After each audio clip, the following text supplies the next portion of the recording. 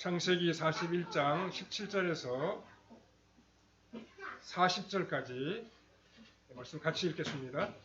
바로가 요셉에게 이르되 내가 꿈에 나일 강가에 서서 보니 살지고 아름다운 7 암소가 나일 강가에 올라와 갈밭에서 뜯어먹고 그 뒤에 또 약하고 심히 흉하고 파리한 7 암소가 올라오니 그같이 흉한 것들은 애굽 땅에서 내가 아직 보지 못한 것이라.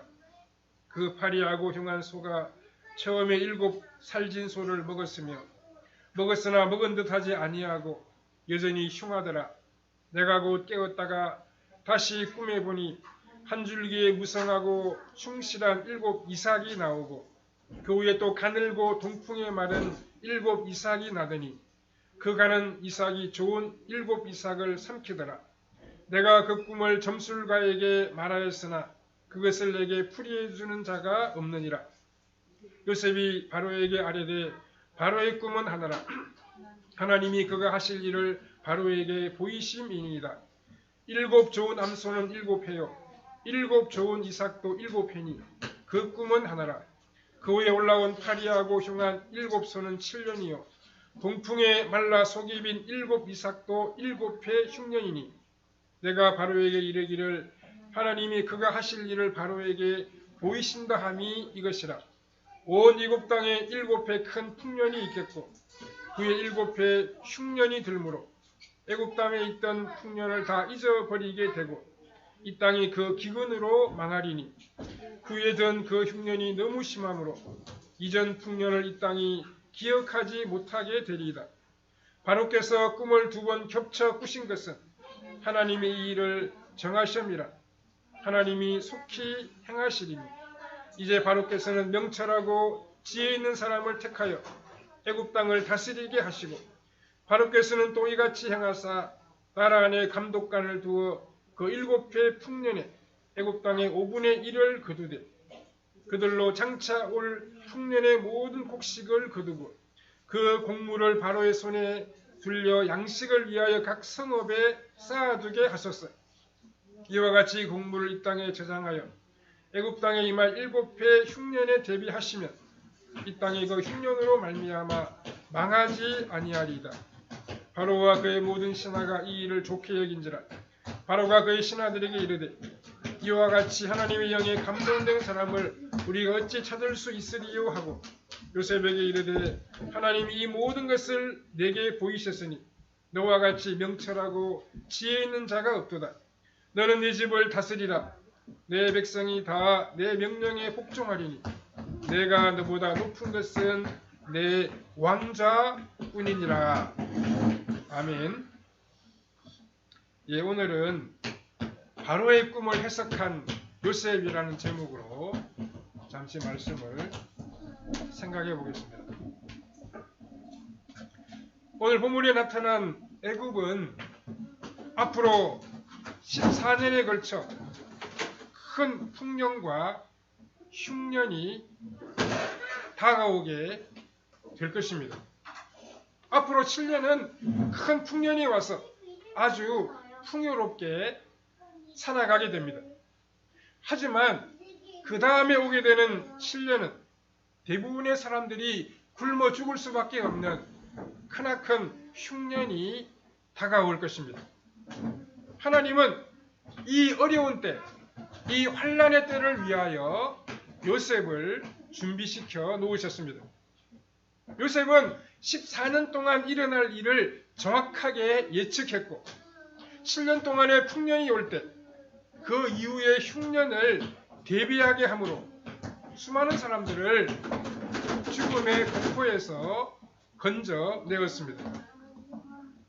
요셉이 제시한 원리는 너무도 간단하고 분명했습니다. 즉 시간이 있을 때 앞으로 다가오게 될 어려움에 대비하자는 것입니다. 그는 사람들이 포기하지 않도록 했습니다.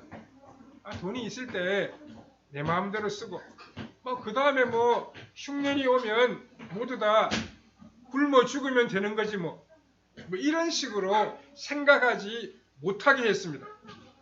요셉은 그 대신에 하나님의 뜻을 깨닫고 그것을 실천함으로 그 환난의 때를 무난하게 극복하게 만들었습니다. 그는 배한은 있다. 풍년은 복된 일이 아니라 유혹이며 무서운 시험이다. 이때 정신을 차려 조금만 절약하면 흉년의 때에 굶어 죽지 않고 다 살아남을 수 있다라고 하는 희망을 제시했습니다. 우리가 이 오늘의 본문을 통하여 오늘 우리에게 주시는 주님의 교훈을 함께 받아야 하겠습니다. 첫 번째, 바로가 요셉에게 꿈을 설명했습니다. 바로는 요셉이 감옥에서 나와 자신 앞에 서자 다시 한번 꿈 이야기를 하고 해석해 달라고 말했습니다. 그런데 이 성경 저자는 우리가 이미 그 꿈의 내용을 다 읽었다는 사실을 알면서도 같은 내용을 본문 17절에서부터 24절에서 다시 한번 반복하고 있습니다. 그것은 흉하고 파리한 7 암소가 살지고 아름다운 7 암소를 잡아먹고 또 가늘고 동풍에 마른 7 이삭이 무성하고 충실한 7 이삭을 삼키는 그러한 꿈이었습니다. 이렇게 반복해서 꿈 이야기를 기록한 것은 다음 내용으로 넘어가려고 하는 우리의 관심을 붙잡아주기 위해서입니다.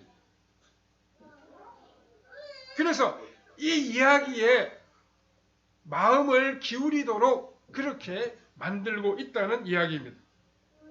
우리는 한 사건을 제대로 다 알지 못하면서 다음 이야기로 다음의 사건으로 새로운 내용으로 넘어가려고 할 때가 많이 있습니다. 그렇게 함으로 우리의 지적인 호기심을 채우려고 합니다. 오늘 본문에서 이 성경 저자는 바로의 꿈 이야기를 다시금 기록함으로 우리의 관심을 이 꿈에 붙잡아 두려고 하고 있습니다. 즉 성경은 이 바로의 꿈 속에 나타나 있는 하나님의 계획에 우리가 좀 관심을 가지라는 그런 의미입니다. 우리는 하나님의 말씀을 들을 때에도 마치 사람들이 하는 말을 듣는 것처럼 그렇게 할 때가 적지 않게 있습니다.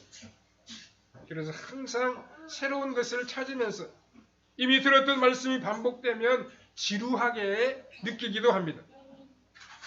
그러나 우리 하나님의 말씀은 하나의 사건입니다. 이것은 모든 사람이 그 한 가지의 말씀의 의미와 그 말씀이 요구하는 바에 온전히 집중하기까지 또 말해지고 또 되풀이하여 말씀되어야 합니다. 이것이 창세기 저자가 바로의 입을 통하여 그 꿈을 다시금 설명하고 있는 이유입니다. 즉, 이 꿈의 내용을 바르게 알고 자신의 삶에 적용하는 것보다 더 중요한 일은 없다는 것입니다. 그러므로 지금 머릿속에 든 다른 생각들을 다 제쳐놓고 성경이 말씀하고 있는 이 내용에 우리는 모두 관심을 기울여야 합니다. 우리는 드라마를 보듯이 혹은 이야기를 듣듯이 설교를 듣거나 즐기려고 하지를 말아야 합니다. 예배를 마치고 내가 무슨 일을 해야지, 또 월요일부터 내가 이런 일을 해야지라고 하는 그런 생각을 하면서 우리가 예배에 참여해서는 안 된다는 말씀입니다. 우리가 듣는 말씀은 있을 수 있는 여러 사건들 중에 하나라고 그렇게 여기지 말아야 합니다.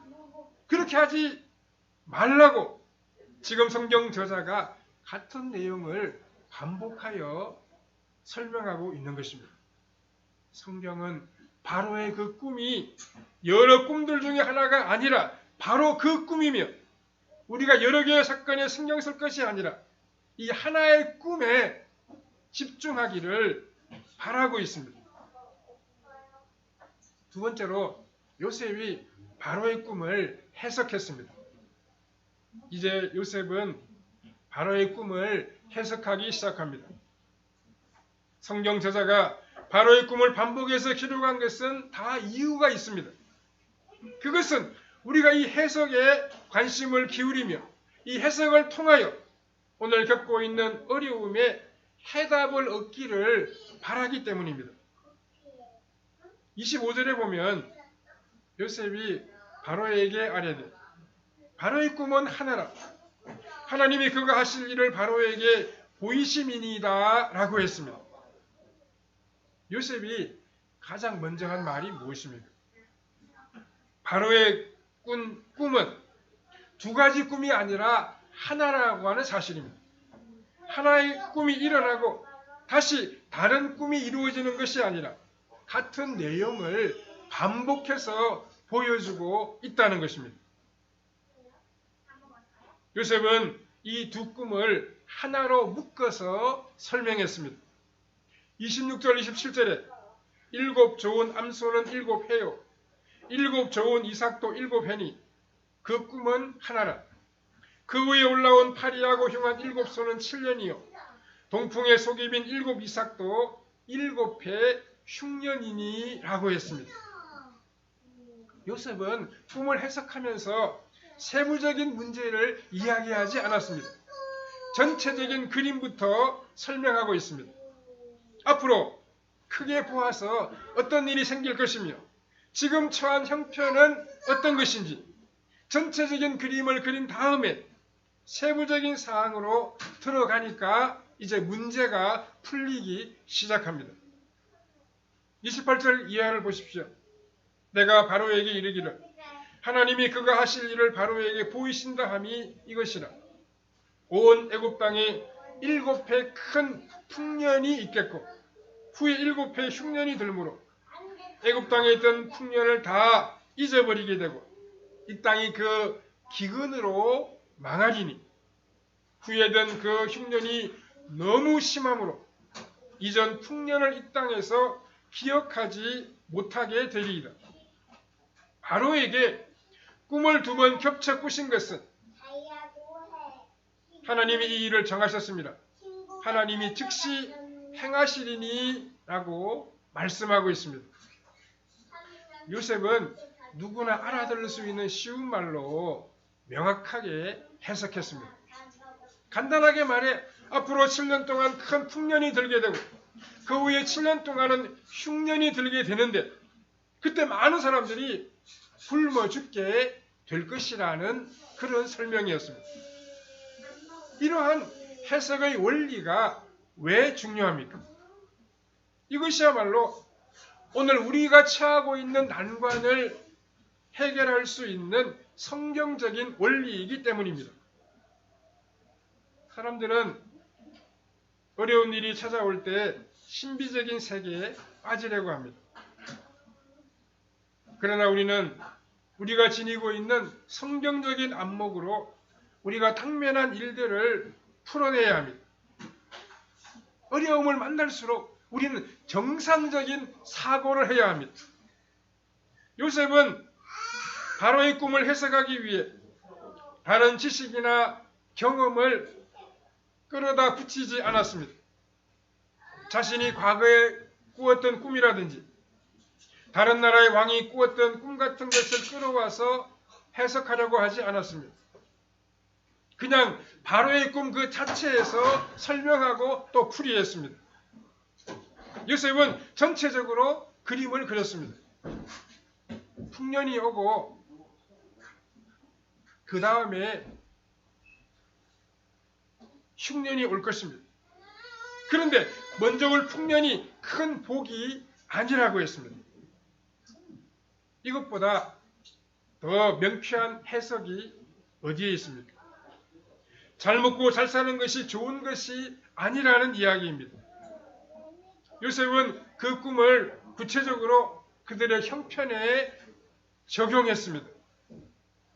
33절과 36절에 보면 이제 바로께서는 명철하고 지혜 있는 사람을 택하여 애굽 사람을 다스리게 하시고 바로께서는 또 이같이 행하사 나라 안에 감독관을 두어 그 7해 풍년에 애굽 땅의 5분의 1을 거두되 그들로 장차올 풍년의 모든 곡식을 거두고 그 곡물을 바로의 손에 돌려 양식을 위하여 각 성읍에 쌓아두게 하소서.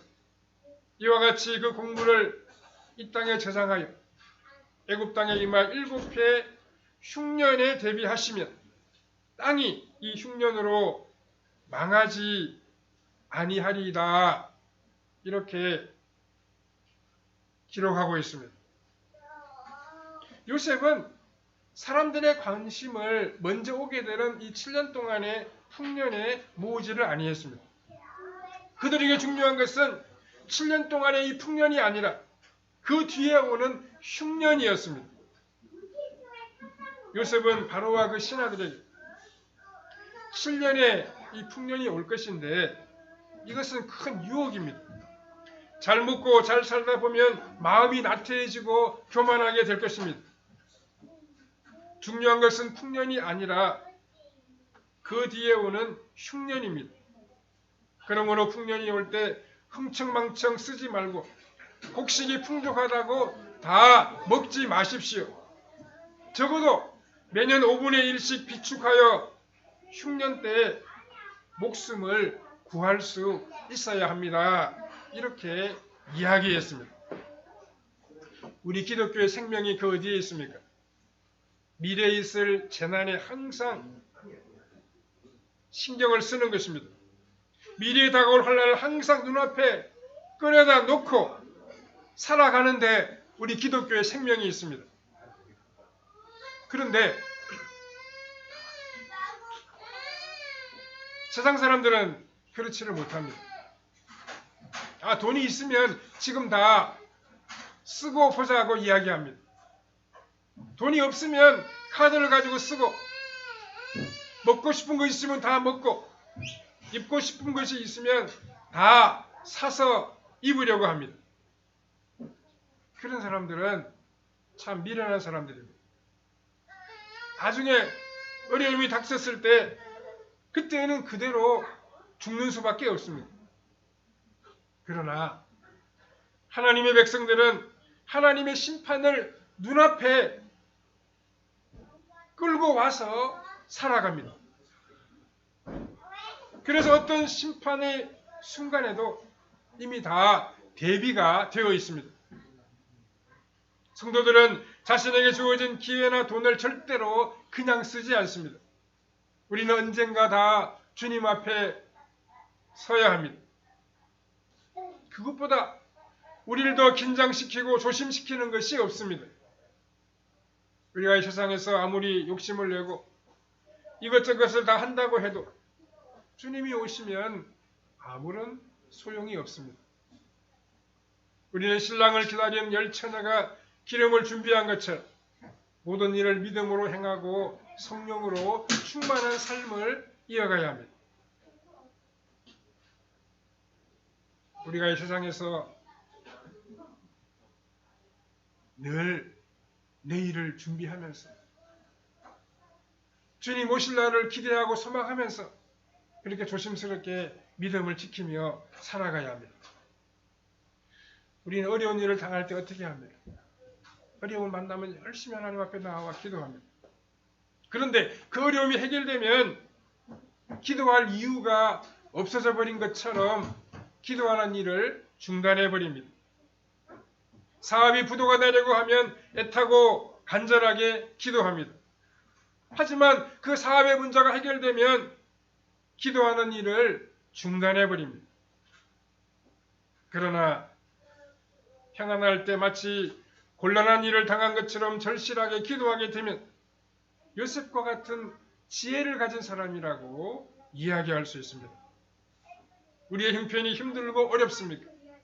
아니면 평탄하고 순조롭습니까? 그 어떤 경우라고 할지라도 우리는 하나님을 의지하고 그분 앞에 나아가야 합니다. 그분 앞에 무릎을 꿇고 기도해야 합니다. 말씀을 전적으로 의지하고 말씀 안에서 우리의 나아갈 길을 찾아서 주님 안에서 복된 삶을 펼쳐가야 합니다. 그렇게 할 때 이 세상을 내다보며 바르게 살 수 있는 능력이 우리 가운데 생겨나게 될 것입니다. 세 번째, 바로와 그의 신하들은 요셉의 말을 듣고 반응을 보였습니다. 요셉의 해석은 이루어진 것이 아닙니다.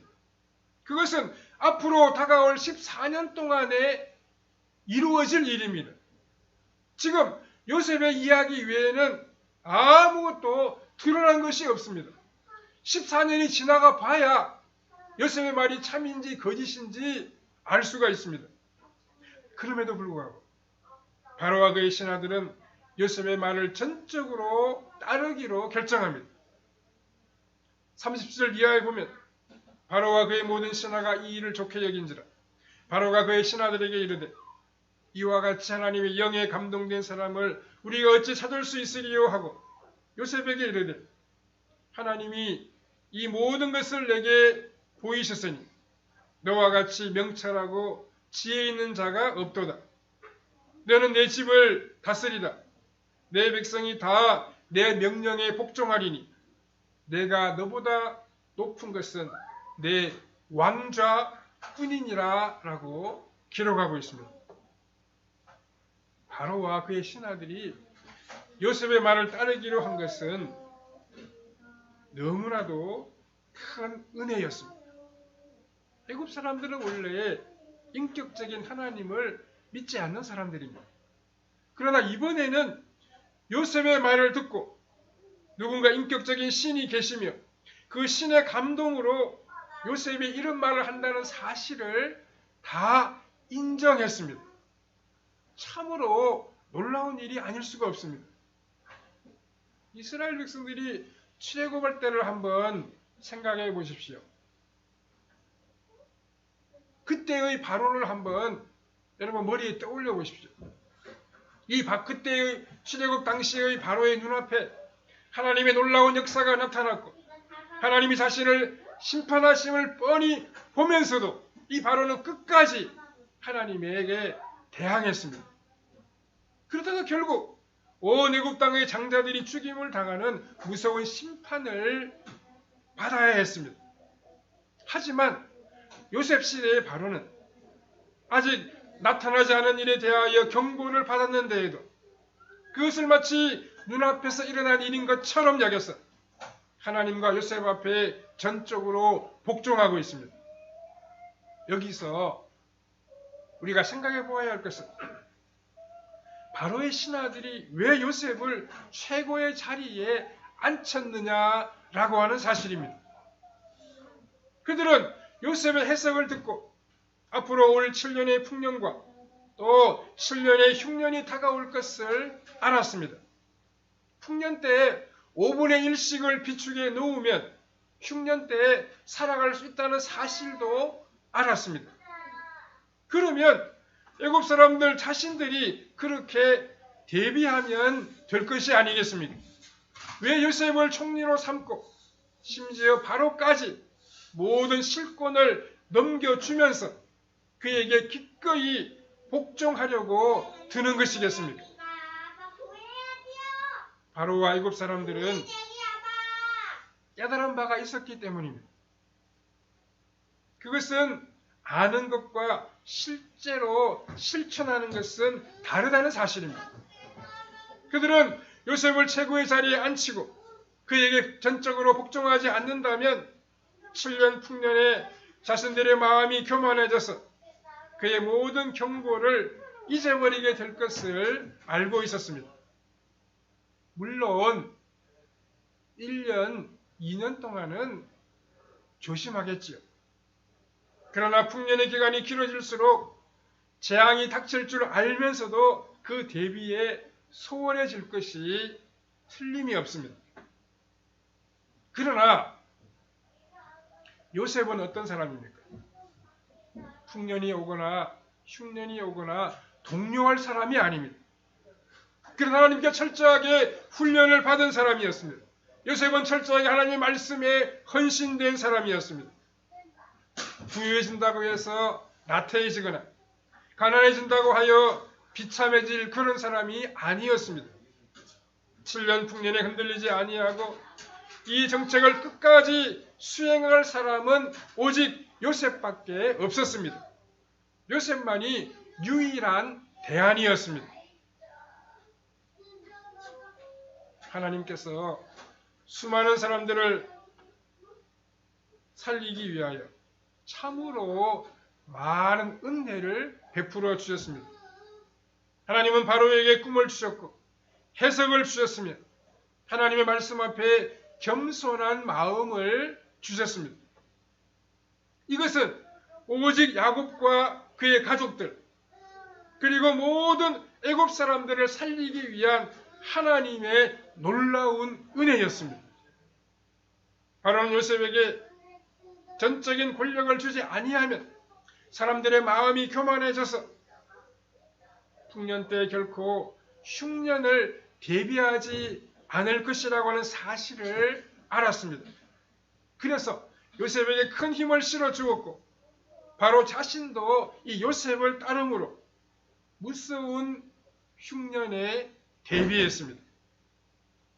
잘 먹고 잘 사는 것만이 복이 아닙니다. 우리가 편안하게 살 때, 부유함을 누릴 때, 앞으로 다가올 수 있는 어려움을 대비하고 주님의 심판이 있을 것임을 기억하여 우리의 삶을 통제하고 절제하며 살아야 합니다. 하나님 베푸신 구원의 은혜에 감사하며 진실하고 바르게 그리고 다른 사람을 배려하고 사랑하며 축복하며 살아가야 합니다. 그것이 예수님을 믿고 의지하는 우리 성도들의 아름다운 믿음의 모습입니다. 우리는 내일을 대비하는 삶을 살아야 됩니다. 우리는 주님 앞에 설 때가 있음을 기억하며 살아야 합니다. 그런 사람들을 조심하게 되어집니다. 하나님 앞에 경건하고 말씀을 기억하며 하나님의 상주심과 심판하심을 기억하며 살게 됩니다. 그렇게 할 때 우리 삶이 아름답고 복된 삶으로 많은 사람들 앞에 나타날 수가 있을 것입니다.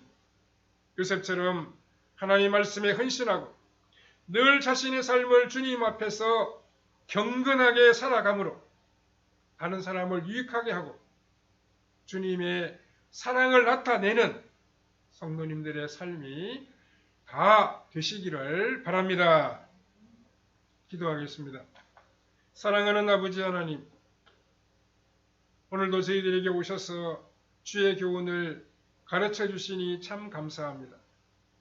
요셉이 바로의 꿈을 해석한 이 사건을 통해서 우리가 함께 주의 말씀을 묵상했습니다. 우리도 항상 내일을 준비한 오늘을 충실하게 살아가는 슬기로운 믿음의 사람들 되게 해주시옵소서. 우리도 언젠가 주님 앞에 설 때가 있음을 기억하고 하루하루 하나님 앞에 하나님 말씀 기억하며 하나님의 뜻에 순종하며 예수님처럼 다른 사람을 섬기며 사랑하며 살아가는 우리의 신앙생활 되게 하여 주시옵소서. 내일을 내다보며 오늘을 성실하고 아름답게 믿음으로 달려가는 하나님 영광을 위하여 하나님 영광을 돌리기 위해 살아가는 우리의 아름다운 신앙생활이 다 되게 해주시기를 원하옵고 예수님의 이름으로 기도하옵나이다. 아멘.